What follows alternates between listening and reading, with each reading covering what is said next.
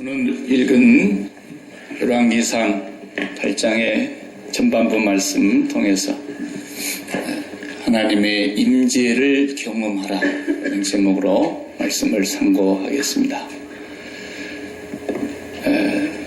우리가 살면서 가치관이라고 하는 얘기를 듣고 많이 사용하고 그러지 않습니까? 가치관이라는 것은 말 그대로 그 사람이 뭘 제일 가치 있게 여기느냐라는 거죠.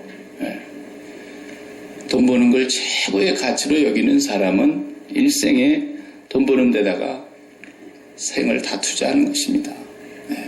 그 사람이 그게 가치예요. 또 어떤 이름 석자를 남기는 큰 업적을 남기고 싶은 그런 족적을 남기는 것이 내 인생의 최고의 가치라고 생각하는 사람은 자기 전문 분야에 성공하려고 그러죠. 그래서 이름 석자를 세상에 알리려고 하는 그런 사람도 있습니다. 우리 믿음의 성도들은 가치가 뭐냐?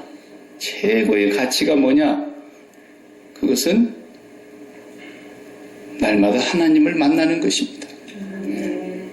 그러려고 우리를 성전으로 만들어 주셨습니다. 우리는 어디 예배당으로 들어가야 하나님 만나는 게 아닙니다. 우리 몸을 하나님 성전으로 만들어 주시면서 네가 가는 모든 곳은 하나님의 보좌요 하나님의 발등상이니까 땅으로도 네가 맹세하지 말고 하늘로도 맹세하지 마라 그랬잖아요.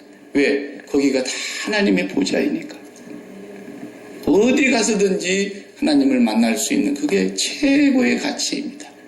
하나님을 만나고 나면 세상에 문제될 것이 문제가 하나도 아니라는 것을 깨닫게 됩니다. 그래서 하나님을 만나지 못하면 아주 그냥 코딱지만한 작은 일 가지고도 열을 뻗쳐가지고 인생을 힘들게 삽니다. 아무것도 아닌데. 그런데 하나님을 만나고 보면 어마어마하게 큰 문제도 문제가 하나도 아니라는 걸 경험을 하게 됩니다. 왜? 하나님 너무 크시니까.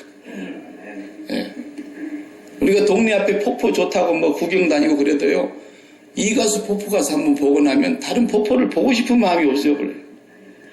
제가 2005년도에 거기서 총회를 했기 때문에 그 하나님 은혜로 거기 가서 이가수 총회를 하면서 폭포를 잠깐 봤더니 저는 나야가라 폭포만 봤어요, 토론토에. 그런데 세계 3대 폭포 중에 제일 큰 이가수 폭포를 보니까 나야가라 폭포는 좀 속된 말로 소 오줌 누는 것 같더라고요. 아무것도 아니에요. 그렇게 큰 문제 앞에 하나님이 얼마나 크신가를 경험해버리고 나면은 그냥 문제가 하나도 아닙니다.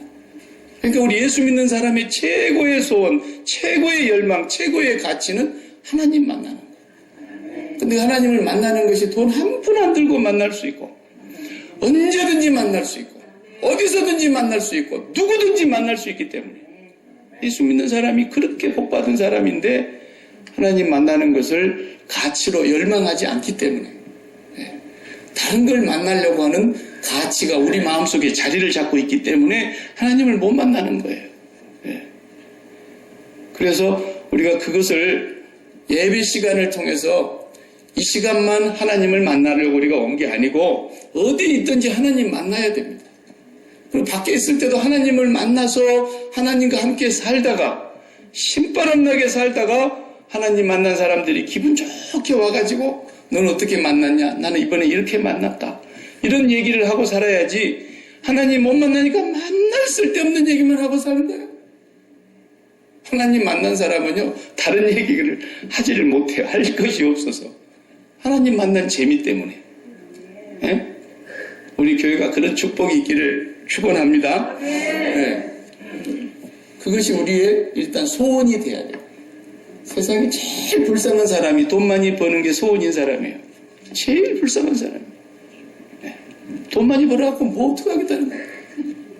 결국은 쓰지도 못하고 맨수 같은 자식들한테 다 뺏기려면서 또 여우가 들어오면 다 물고 가잖아요. 죽고 나면 자식이 아무 소용이 없잖아요.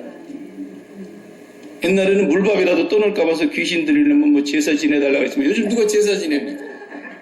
서양 귀신들은 다 굶었어요. 한국 귀신들은 뭐 물밥이라도 좀 먹는가 모르겠는데. 예. 이 세상에서 제일 예수 믿는 사람에 있어서 최고의 가치. 그거 하나는 하나님 만나는 거다. 여러분 마음속에 그게 열망이 있어야 돼요. 간절한 소원이 있어야 돼요. 도널드 로델이라는 사람을 제가 조금 찾아보니까요. 도널드 폴 로델. 이 사람은 35년생인데 1982년도에 미국의 에너지 장관을 지낸 사람입니다. 로널드 레이건 대통령 정부에서. 이분은 하버드 출신이고 변호사가 되어서 여기 밑에 오레곤주에서 변호사업을 했던 사람입니다.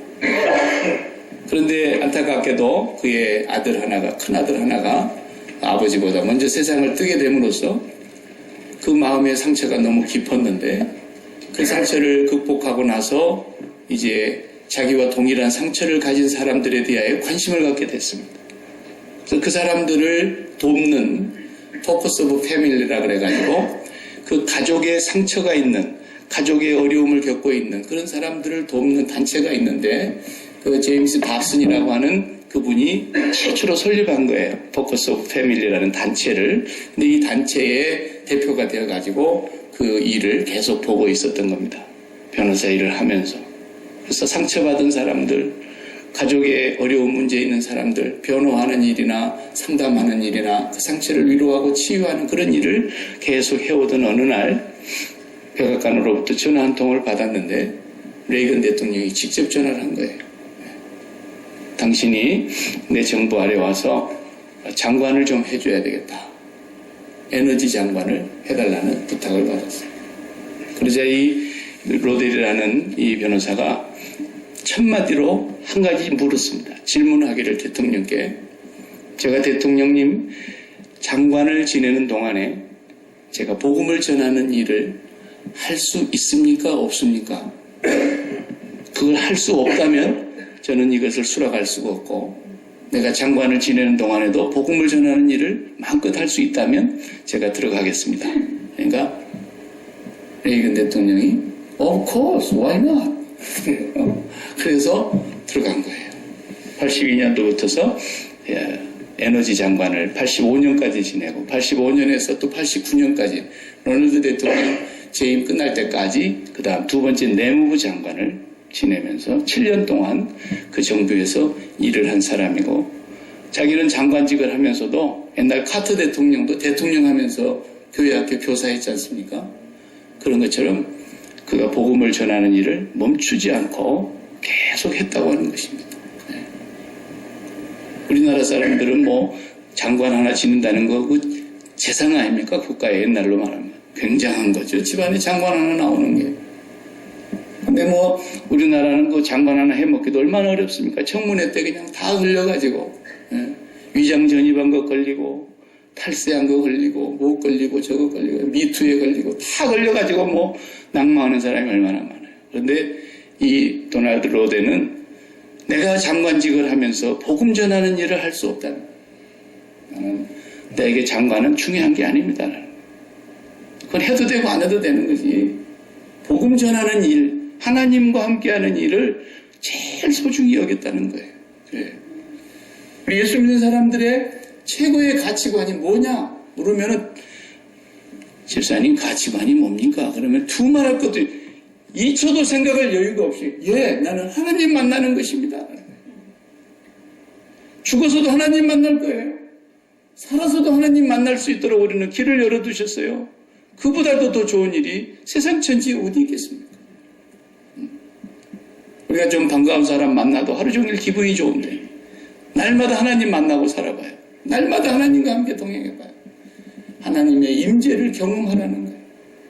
그거 한 가지 때문에 성전을 짓는 거예요. 지금 솔로몬은. 성전의 의, 성전의 목적, 성전을 짓는 모든 의의가 하나님 만나는 거예요. 하나님 만나는 거예요. 구약을 지금 우리가 다루고 있으니까 그러지 예수 그리스도를 하나님께서 하나님이시면서 이 땅에 성전으로 보내주셨단 말이에요. 아무 곳에도 하나님이 거할 수 있는 곳이 없어요. 하나님은 벌써 예루살렘 성전을 떠나셨고요. 하나님은 이스라엘 가운데서 떠나셨어요. 하나님이 만날 수 있는 곳은 아무것도 없는 거예요. 이 땅에 아무리 존귀한 사람들이 모인 곳에도 하나님이 거하시질 않아요. 하나님이 거하시는 장소는 오직 그의 몸된 예수 그리스도를 성전으로 보내셔서 너희가 이 성전을 헐라 내가 사흘 만에 다시 일으키리라 하신 그 예수님 안에서만 하나님이 만나지는 거예요.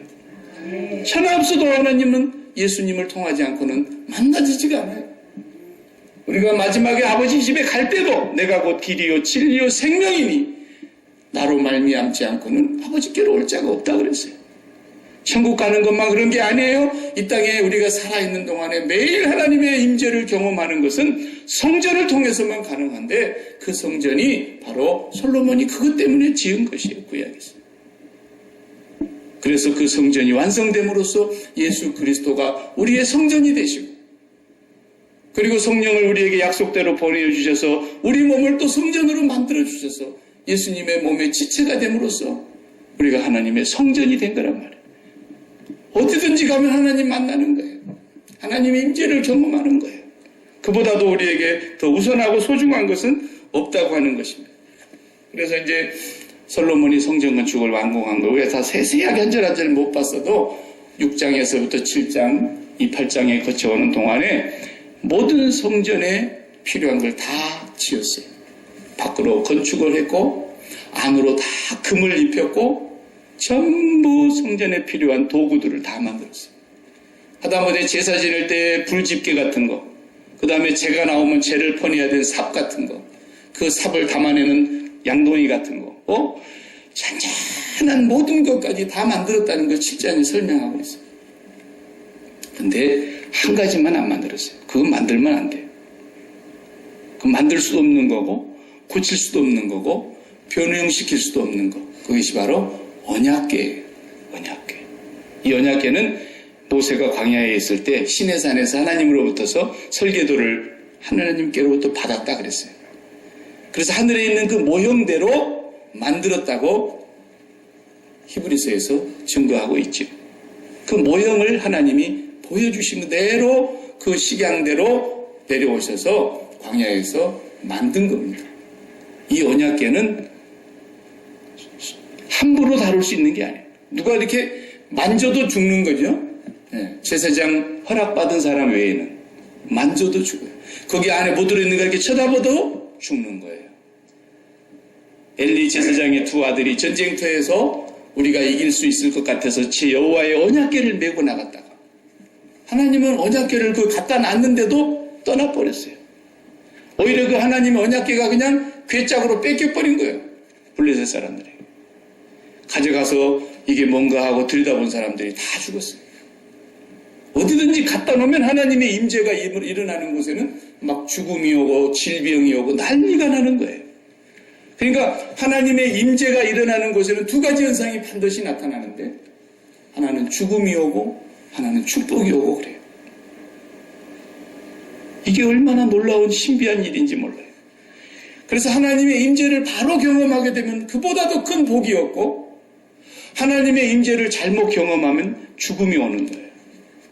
저주가 오는 거예요. 이 여호와의 언약궤는 함부로 다룰 수도 없고 우리가 사무엘하를 작년에 보아왔는데 사무엘하를 보면서 6장에 보면은 다윗이 오벳 에돔의 집에 그렇게 오랫동안 거기에 언약궤가 그냥 방치되어 있었던 거죠. 그래서 그 집에 있었던 언약궤를 다윗이 예루살렘 성으로 자기 집이 있는 성으로 그걸 모셔오려고 얼마나 애를 썼습니까? 그러니까 오벳 에돔의 집에서 아비나답의 집에서 이렇게 가지고 오는데 아들이 둘이 있었다 그랬잖아요. 우사와 아효가 있었는데 이 두 아들이 앞에서 끌고 뒤에서 밀고 하면 소 달구지에다가 싣고 이렇게 왔다. 그러다가 나본의 타작마당에 그냥 와가지고 이 소가 그냥 벌떡 뛰니까 그 법궤가 실려있는 법궤가 땅에 곤두박질 될까 봐서 우사가 꽉 잡았는데 그 자리에서 죽어버렸어요. 나왔잖아요. 우리가 보았죠? 네. 그래서 다윗이 너무너무 상심해서 그것을 이제 오벳 에돔의 집으로 잠시 모셨어요. 오벳 에돔의 집에 석 달 동안 거기다가 모셔놨는데 성경에 사무엘하에 보면 나오죠. 오벳 에돔의 집에 석 달 동안 여호와의 궤를 모시는 동안 여호와께서 오벳 에돔의 집에 모든 소유에 복을 주셨더라 그랬어요. 그 소식을 들으니까 다윗이 다시 용기가 났어요. 그리고 어떻게 그걸 모셔와야 되는가를 잘 준비했어요. 그리고 모세의 율법에 다루라고 하는 그 방식대로 모시는데 너무 떨리고 두려우니까 한 발자국 가면서 또 제사 지내고 10걸음 가다가 또 제사 지내고 그랬다 그랬어요. 근데 그냥 그것이 다윗성에 들어오는 날 너무 좋아하고 어떻게 했다 했어요? 춤을 췄다 했잖아요. 예. 그러니까 왕의 속살이 보일 정도로 춤을 췄다는 거예요. 막 춤을 췄겠죠. 그러니까. 예. 그러니까 막 미갈은 위에서 내려다보면서 아이고 이스라엘의 이 왕이 저 천한 계집들 앞에서 저 속살을 드러내놓고 저 요도 방정을 떤다 저거 말이야. 그때 하나님께서 미갈에게서는 어떻게 되세요? 더 이상 너는 자녀를 낳지 못할 것이다 이랬어요. 그리고 다윗은 미갈에게 와서 뭐라 그랬어요? 나는 그보다도 더 천히 여길지라도 더 사람들이 나를 비웃고 조롱할지라도 나는 여호와 앞에서 기뻐하고 뛰는 하나님의 임재가 있는 곳을 제일 좋아했던 거예요. 그 법궤를 모시려고 그렇게 애를 썼고 그 법궤를 모실 성전을 지으려고 얼마나 사모했습니까? 그 아들 솔로몬이 이제 완성했어요. 이 법궤만은 바꿀 수도 변형할 수도 고칠 수도 없는 거예요. 그걸 가지고 들어옵니다. 그리고 성전의 지성소에다가 그걸 안치를 하는데요. 오늘 본문의 10절 11절 다시 봐봐요. 10절 11절에 제사장이 성소에서 나올 때에 구름이 여호와의 성전에 가득함에 제사장이 그 구름으로 말미암아 능히 서서 섬기지 못하였으니 이는 여호와의 영광이 여호와의 성전에 가득함이더라 그랬어요. 얼마나 하나님의 영광이 그 성전에 강하게 임재하셨으면 제사장들이 서서 일을 못 봤다는 거예요. 일을 볼 수가 없었어요. 그렇게 강력하게 하나님의 임재가 일어나는 성전이 되었습니다. 이것을 오늘 우리가 보면서 정말 솔로몬이 그렇게 간절히 아버지 때부터 열망했던 그 소원이 이루어지는 순간이고 이 성전은 항상 하나님을 만나는 장소, 하나님의 임재를 경험하는 장소, 그 이름을 두시기 위하여 그 성전을 지었는데 그 이름은 그 존재의 실체를 가리키는 것이에요. 각 나라마다 여행을 다녀보면 관광지에 가면 케이블카 하나 정도는 다 있더라고요. 높은 산 꼭대기에 케이블카, 우리 고국 같은 데도 가면 남산에 케이블카가 있고 요즘은 또 저 대관령 꼭대기에 지금 그 케이블카 세운다고 해서 말도 많고 그러잖아요. 전 세계에서 케이블카가 제일 많은 데가 스위스입니다. 땅덩어리는 우리 강원도 땅도 안 되는 조그마한 나라가 이 케이블카가 2,000개가 넘는데요. 그 동네는 다 떠서 보는 것 같아요, 공중에서. 근데 이게 밑에서 위로 올라가려고 그러면 어느 날 보면 구름이 싹 가려가지고 올라가려고 보이도 않고 그런 날이 있잖아요. 네. 캐나다에도 위슬러에 가면 정말 너무너무 아름다운 케이블카가 있습니다. 한 2시간 타야 다 볼 수 있는 굉장한 거예요. 그 꼭대기에서 전체를 다 내려다보는데 저 로키 산맥 있는 데까지 보일 정도로 그렇게 날씨 좋은 날은 화려합니다. 그런데 구름이 항상 거기 덮여있기 때문에 우리 마운틴 레이너가 함부로 사람들한테 안 보여주듯이 그냥 구름이 가려가지고 있으니까 케이블카를 타고 올라가면은 좀 재미는 없어요. 구름 낀 날은. 그런데 꼭 케이블카하고 똑같아요. 성전의 원리가. 여기서 반드시 타면 이 케이블카는 저 꼭대기 정상에 딱 올라갑니다. 성전이 그런 역할을 하기 위해서 있는 거예요. 이 성전은 반드시 살아계신 하나님의 실체가 계시는데 그 이름을 두신 곳에서 하나님을 만나면 마치 케이블카 타고 그 정상에 꼭대기에 올라가는 것처럼 위에 계신 하나님을 반드시 만나는 거예요. 절대로 안 만날 수가 없고 못 만날 수가 없는 거예요. 그것이 성전의 의의고 우리가 예수 그리스도를 모시고 사는 축복인 것입니다. 매일 만나는 거예요. 그래서 저와 여러분에게 있어서 제일 우선시해야 될 것은 하나님의 임재를 경험하는 것이다. 여러분의 가정에서 뭐가 제일 중요한 것입니까? 오늘 또 도둑놈이 들어왔다 간다 그러면 뭘 가져갈 것 같아요? 그 도둑놈 왔다 갔다는 알고 빨리 들어가서 열어보는 데가 어디겠어요? 예. 우리 가정에 아무리 좋은 것을 다 갖다 놓고 아무리 집이 좋고 그 안에 진귀한 모든 것들을 다 갖추어 놓았다 할지라도 그 가정에 여호와의 임재가 없으면 다 배설물 뒤집어 쓰고 사는 겁니다.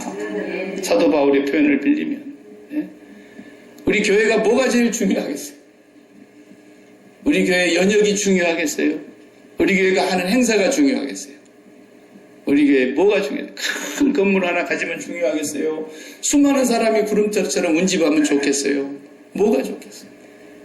담임 목사가 훌륭해가지고 박사학위도 한 4개 정도 갖고 있고 막 그러면 좋겠어요? 교회의 위대한 것은 뭐예요? 학교방 같은 건물이라도 그곳에 하나님의 임재가 있는 곳이에요. 하나님을 만나는 곳이에요. 왜?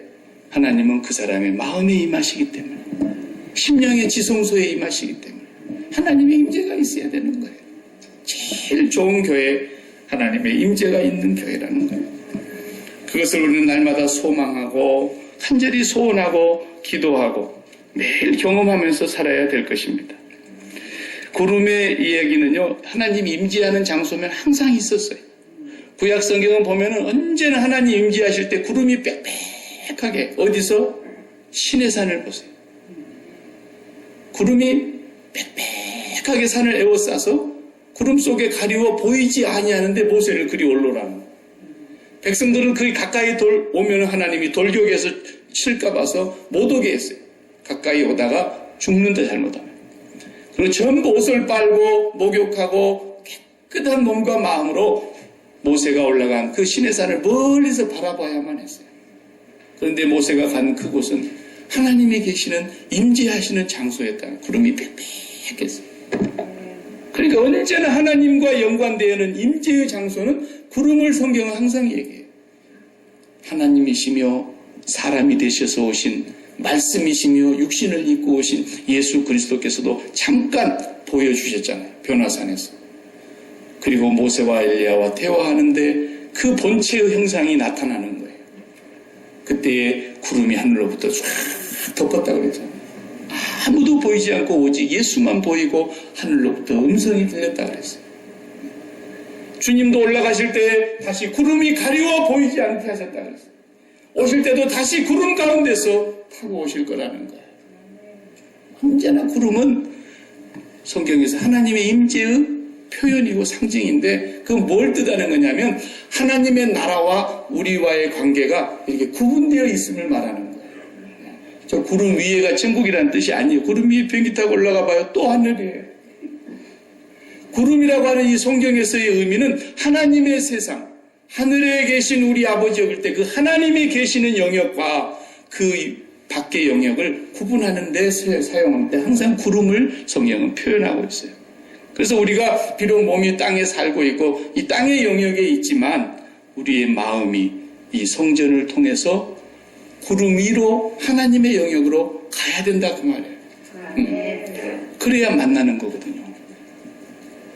하나님이 사람이 되셔서 우리를 만나려고 성전이 되셔서 오셨습니다. 그러면 예수님을 통해서 우리가 하나님을 만나는 것이 이미 신약의 복음인데, 예수님을 통해서 만난다고 해서 구약처럼 엄격한 질서가 있었잖아요. 제사장이요, 이 언약궤 한 번을 1년에 딱 한 번밖에 못 들어가요. 대속죄일 날. 그것도 한 번 들어가는 것이 아니라 여러 번 들어갔다 나왔다 하지만 하루만 들어가는 거예요. 먼저 자기의 죄를 씻기 위해서 번제단 앞에서 소를 잡아야 돼요.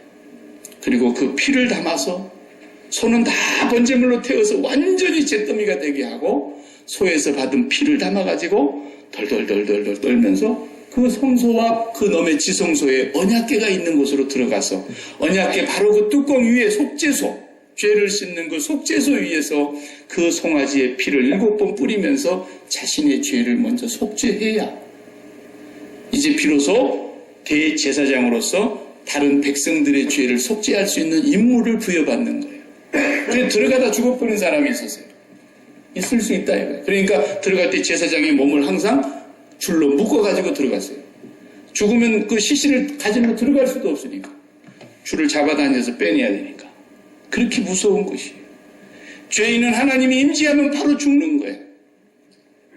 하나님 임재하여 주시옵소서. 그런 기도 함부로 하면 안 돼요. 하나님 임재하면 죽는 거라니까요. 근데 하나님 임재해도 죽지 않는 길이 있는 거예요. 바로 구약의 그 번제단에서 자기의 죄를 속죄하신 그 속죄소의 피를, 어린 양의 피를 가지고 들어간 사람이 보장을 받듯이 예수 그리스도의 십자가의 번제의 피를 가지고 예수님의 보혈의 피를 가지고 그 아버지의 보좌 앞에 나아갈 수 있기 때문에 하나님의 임재 안으로 우리가 들어가고 하나님의 임재를 경험하는 거예요. 그렇지 않으면 죽게 되어 있습니다. 반드시 죽게 되어 있어요. 안 죽으니까 안 죽는 줄 알죠? 죽음이라는 게 몸만 죽어야 죽는 게 아닙니다. 아담이 반드시 정령 죽으리라 그랬는데 900년을 더 살았습니다. 몸이 죽는 게 아닙니다. 영원히 죽는 겁니다. 백날 하나님 옆에 나아가도 하나님의 임재를 맛보지 못하는 사람은 지금 죽음의 상태에 있다는 걸 알아야 돼요. 하나님의 임재를 경험하는 사람만 산 사람이에요. 하나님이 보실 때 그렇습니다. 날마다 우리가 하나님의 임재를 경험할 수 있도록 하나님이 그 복을 주신 게 이게 복음인 것입니다. 예수 믿는 사람의 최고의 복, 하나님 만나는 겁니다. 최고의 가치, 하나님 만나는 것입니다. 하나님의 임재를 경험하면서 날마다 사는 겁니다. 그 하나님 만나는 그 복이 얼마나 큰 복인데 어떻게 해야 우리가 그 하나님의 임재 안으로 들어갈 수 있느냐라는 거죠. 첫 번째가 제사장들이 메고 들어갔죠. 그 안 메고 들어가면 죽는 거예요. 제사장들이 궤가 있는데 궤 네 기퉁이가 동그란 고리가 있어가지고 거기에 채를 끼워서 이렇게 가마 메고 가듯이 반드시 메고 가라 그랬어요. 제사장들. 그래서 그걸 메고 언약궤를 지성소 안에 딱 안치를 했어요. 거기 보면은 6절에 천사들을 먼저 만들어 놨다 그랬죠. 큰 그룹을 둘을 만들어 놨어요. 날개를 이렇게 펴고 있는데 이 날개 한쪽이 5규빗, 한쪽 날개가 5규빗, 총 10규빗이 되는 이 날개 든 천사가 쫙 둘이서 이렇게 놀고 있는 거예요. 나무로 만들어서 금으로 입혔는데 그래서 이쪽 끝은 이쪽 벽에 닿았고 저쪽 두 번째 천사의 저쪽 끝은 저쪽 벽에 닿아가지고 벽 끝에서 끝까지 천사가 이러고 있는 거예요. 그 날개 아래 언약궤를 딱 이렇게 모셨다 그랬어요. 그렇게 모셔놓고 나오는데 얼마나 하나님의 임재가 강력하든지 구름이 그냥 꽉 덮이니까 그 하나님의 임재의 영광 앞에서 제사장들이 너무 두렵고 떨려서 일을 못 봤다는 거예요. 그 하나님의 임재가 비로소 이루어지는 겁니다. 근데 그 언약궤가 도대체 뭐길래? 성경 공부 시간에 우리 다 배웠지만 그 언약궤는 모세 때에 받아서 광야에서 그 안에다 뭘 담아뒀죠? 3가지를 담았다 그랬잖아요. 만나를 담아 먹었던 항아리. 그렇죠? 40년 동안 만나를 먹었는데 그 만나를 담아서 먹었던 항아리를, 빈 항아리를 거기다 넣는 거예요. 그리고 두 번째는 광야에서 이스라엘 백성이 모세와 아론을 대적하고 권위에 도전했죠. 그때 얼마나 많은 사람이 죽었습니까? 그때 아론의 지팡이를 거기 여호와의 성막 앞에 갖다 뒀어요. 그리고 12지파도 다 족장들의 지팡이를 다 갖다 거기 둬라 그랬어요. 그런데 저 지팡이가 다 마른 막대기 죽은 거 아닙니까? 그런데 다음날 아침에 보니까 아론의 지팡이에만 싹이 나서 살구꽃이 피었더라 그랬어요. 그래서 내가 아론의 지파는, 레위의 지파는 내가 영원히 내 것이다. 내가 그러면서 성전에서 일을 하도록 아론의 권위를 주신 거죠. 죽은 나무에서 고목에서 싹이 핀 것인데 살구나무 열매가 열렸다는 기적 중에 기적이죠. 근데 이 2개는 없어져 버리고 오늘 본문에 보면 뭔만 들어있다 그랬어요? 9절에 그 궤 안에는 2 돌판 돌판 외에 아무것도 없으니 이것은 이스라엘 자손이 애굽 땅에서 나온 후 여호와께서 저희와 언약을 맺으실 때에 모세가 호렙에서 시내산에서 그 안에 넣은 것이더라. 그러니까 그 언약궤 안에 여호와의 말씀만 있더라는 거예요. 만나 항아리도 없어져 버렸고 언제 없어져 버렸는지는 몰라요. 아론의 쌍난 그 지팡이도 없어져 버렸어요. 네. 그러나 오직 두 돌판 여호와의 말씀이 거기 있더라는 거죠. 그러니까 예수님께서도 그랬잖아요. 얘들아, 너희 조상은 광야에서 만나를 먹었어도 죽었거니와 그건 아무것도 아니다라는 거예요. 나는 하늘로부터 온 산떡이니 나를 먹는 자는 살리라. 마귀한테도 시험 받았을 때 사람이 떡으로만 사는 것이 아니라 하나님의 입에서 나오는 모든 말씀으로 살 것이라고 그랬어요. 말씀이 최고라는 거예요. 만나 항아리 없어져 버렸어요. 아론의 쌍난 지팡이가 그 기적 같은 하나님의 능력이었지만은 그런 기적도 사실은 필요는 하지만 기적도 영원한 것이 아니라는 것입니다. 기적도 맨날 일어나 봐요. 맨날 일어나는데도 여러분 놀라지도 않잖아요, 지금. 날마다 기적 속에 살면서도 놀라지도 않아요, 여러분. 아담이 처음에 변소에 갔겠어요, 안 갔겠어요? 최초로 아담이 편을 본 날, 성경에는 기록이 없어도 갔겠어요, 안 갔겠어요? 동산 어딘가 가서 봤을 거 아니요. 이야, 내가 뭘 잔뜩 따먹고 났더니 몇 시간이 지나고 나니까 기가 막힌 가래떡이 나오는데 이게 뭐냐 말이에요. 정시에 적당한 무르기로 적당한 색깔과 적당한 냄새로 쫙 나오는 거예요. 좀 이따 밥 먹을 텐데 또 우리가 먹으면 나와야 됩니다. 안 나오면 죽습니다. 조금만 더디 나와봐요. 저처럼 힘들어요. 아예 안 나오면 죽어요. 예? 기적입니다, 이건. 이 저절로 나오니까 그냥 아무렇지도 않죠? 변기에서 일어날 때 감사합니다. 이러거나 이러셔야 돼요. 그걸 모르는 사람은 그 변기에 앉지 말라고요. 얼마나 그게 감사한 건지 아십니까? 날마다 일어나는 것이 기적인데 매일 일어나니까 뭐예요? 일상이잖아요. 아무것도 아니에요. 날마다 홍해바다가 갈라져 봐요. 어떻게 돼요, 사람들이? 오늘도 갈라졌어? 그런 얘기도 안 해, 이제. 처음에 만나가 내려왔을 때 기적이다 그랬잖아요. What is this? 이게 뭔 떡이냐? 그 말이 만나라는 말이에요, 히브리 말로. 이게 뭐냐? 이게 뭐냐? 너무너무 놀랍다라는 거. 하늘에서 눈처럼 내리는데 날마다 먹는데 40년을 먹으니까 매일 기적이 일어났는데 나중에 뭐라고 그럽니까? 이런 걸 먹으라고 주십니까? 이랬다고요. 여러분, 기적이 필요한 것 같아도요, 아무것도 아니에요. 우리에게 영원히 세세토록 있는 것은 여호와의 말씀뿐인 줄로 믿습니다. 그 말씀이 언약궤 안에 딱 들어있다. 그 말씀이 있는 곳에만 하나님의 임재가 있다. 그런 뜻입니다. 하나님의 임재를 경험하려면 말씀을 사모해야 된다는 것입니다. 세상에 별슨 좋은 얘기 다 들어도 하나님은 임재하지 않습니다. 날마다 하나님의 말씀을 일정한 양식으로 내 입에서 떠나지 않도록 주야로 묵상하라는 것입니다. 그 말씀을 날마다 사모하라는 겁니다. 그 말씀을 마음에 품고 그 양식을 삼으라는 것입니다. 하나님의 임재를 경험하려면 말씀을 사모하셔야 돼요. 베드로 사도가 그랬잖아요. 베드로전서 1장 23절에 너희가 거듭난 것은 썩어질 씨로 된 것이 아니요 썩지 아니할 씨로 된 것이니 살아있고 항상 있는 하나님의 말씀으로 되었느니라. 그러므로 모든 육체는 풀과 같고 그 모든 영광은 풀의 꽃과 같으니 풀은 마르고 꽃은 떨어지되 오직 주의 말씀은 세세토록 있도다 하였으니 너희에게 전한 복음이 곧 이 말씀이니라. 세세토록 있는 게 뭐가 있겠습니까? 젊음이 세세토록 하겠어요? 여러분이 가지고 있는 집안에 어떤 것이 하나가 세세토록 있을 수 있어요.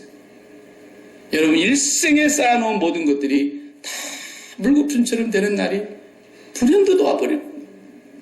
명예가 세세토록 가기를 합니까? 권세가 세세토록 가기를 합니까? 건강이 세세무궁토록 있기를 합니까? 여러분 뭐가 세세토록 있냔 말이에요.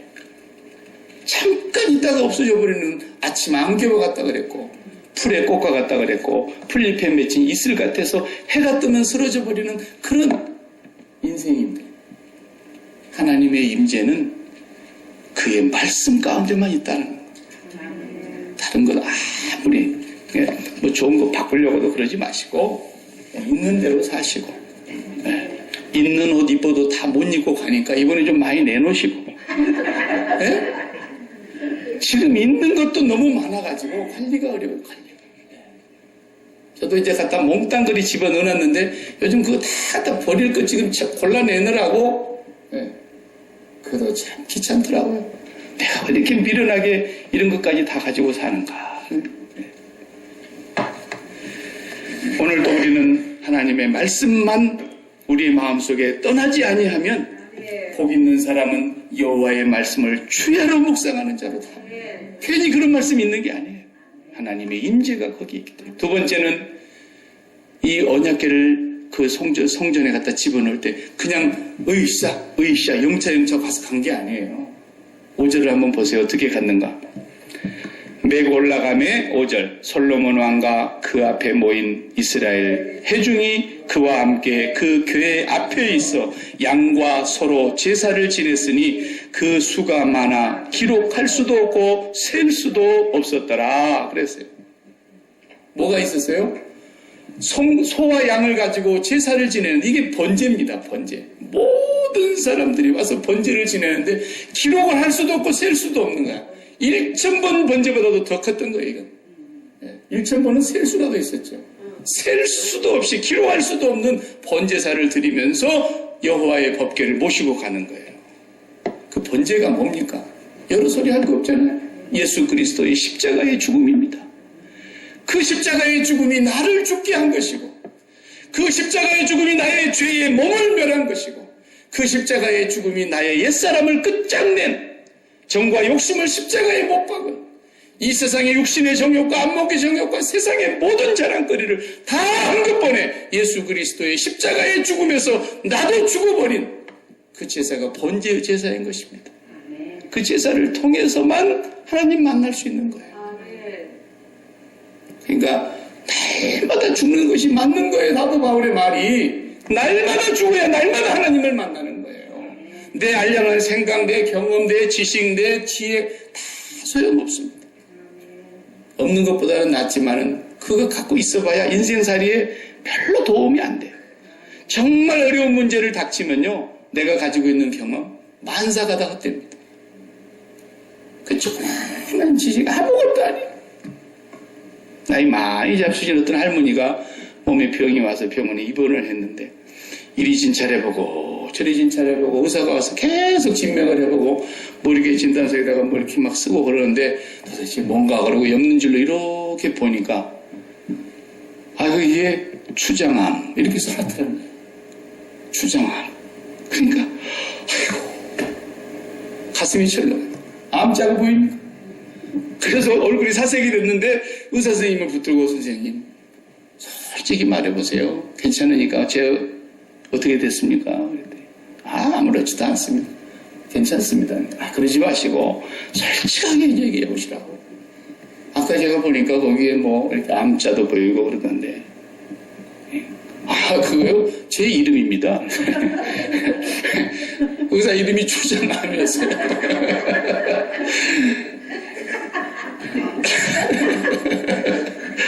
어설피 하는 거 그거 사람 잡는 거예요. 의사 이름이었어요. 의사 이름. 건강에 대한 지식, 상식이 있으면 좋겠죠. 뭐 몸에 뭐 먹으면 좋다더라고요. 죽음이 딱 닥쳐봐요. 아무리 뭐 먹으면 좋다 해도 목구멍이 안 넘어가. 맛이 없어. 먹고 싶은 생각도 없고. 다 쓸데없는 소리입니다. 하나님께서 주신 건 감사함으로 먹으면 버릴 것이 없는 줄 압니다. 많이만 먹지 마시고 오늘 또 기름덩어리 많이 드시지 마시고 적당히만 먹으면 하나님 주신 건데 뭐가 나빠요? 다 감사하고 잡수시고 철저하게 우리의 알량한 지식, 경험, 지혜, 상식 다 죽어야 됩니다. 괜히 선악과 따먹고 아직도 토해내지를 못해가지고 그게 목구멍이 걸려가지고 조금만 뭐 문제가 생기면 이건 안 돼, 이건 틀렸어, 이건 정말 이래서는 안 돼. 맨날 그러고 있는 거예요. 그러면 그걸 누구 보고 그런 소리를 하고 있는 거예요, 지금? 듣고 계시는 하나님한테 그 소리를 하고 있는 거예요. 하나님이 오늘 우리의 현실을 주신 거예요. 모든 현실은 하나님이 오늘 우리와 함께하고 있다는 증거예요. 어떤 현실도 하나님보다도 우선할 수는 없잖아요. 하나님이 계시고야 오늘 이 현실이 있는 거예요. 하나님이 언제나 앞서 계셨던 거예요. 알고 계시고 보고 계시고 듣고 계시고 하나님이 그대로 보고 계시면서도 허락하실 수도 있는 것이고요. 네. 우리의 모든 것은 다 죽어야 됩니다. 십자가에서 나는 죽었습니다. 이제는 내가 산 것이 아닙니다. 내 안에 오직 그리스도가 살고 계실 뿐입니다. 나는 살아도 주를 위하여 살 뿐이고 죽어도 주를 위하여 죽을 뿐입니다. 우리의 판단이 죽어야 되는 겁니다. 거기에 하나님의 임재가 이루어지는 겁니다. 하나님이 거기서 역사하시는 걸 보게 되는 것입니다. 마지막으로 이 하나님의 임재를 경험하는 장소가 오늘 11절에 보면은 제사장이 구름으로 말미암아 능히 서서 섬기지 못하였으니 이는 여호와의 영광이 여호와의 성전에 가득함이었더라 그랬는데 이 임재가 오늘 본문에 이렇게 나왔지만 10절에서 11절 사이에 내용이 빠진 게 있어요. 그걸 제가 본문에 써왔으니까 장로님 한번 화면 넘겨보세요.